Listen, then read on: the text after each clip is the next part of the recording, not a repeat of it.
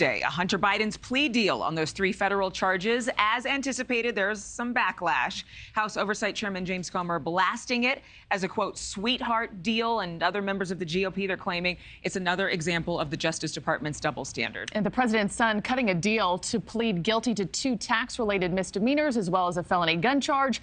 The Justice Department is recommending a sentence of probation for Hunter Biden, which means he will likely not serve jail time. White House correspondent Allison Harris is live with reaction from Washington. Hey, Allison. Hey, good morning to you, Marky. Good morning to you, Adrienne. The Justice Department is not commenting today on whether Attorney General Merrick Garland signed off on Hunter Biden's tax fraud and illegal gun possession charges.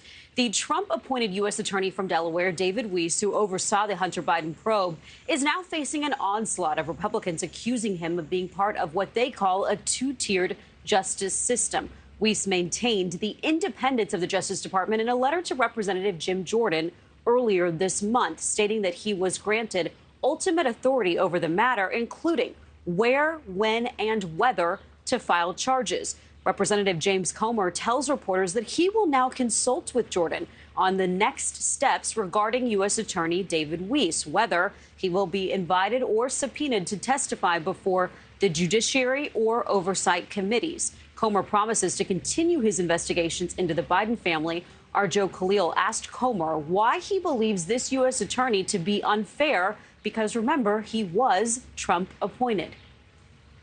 I'm not defending the U.S. attorney. I'm not condemning the U.S. attorney. The Democrats are trying to use the excuse, well, he was a Trump-appointed U.S. attorney. Look, Trump made a lot of mistakes in hires. I think he's admitted that. Now, the White House is making clear that there will be no further comment from the president on this, but President Biden did respond Tuesday to a shouted question about his son's plea deal. Mr. President, any reaction to his guilty plea?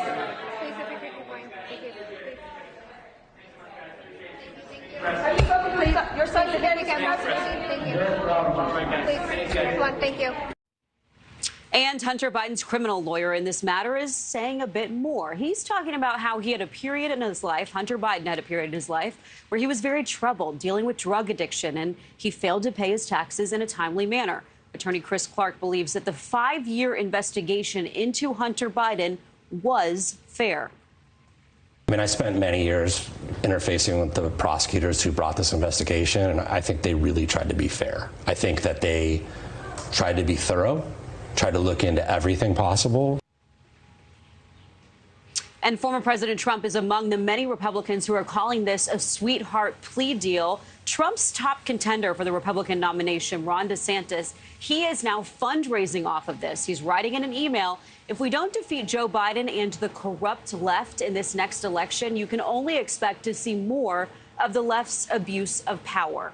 Adrienne and Marky.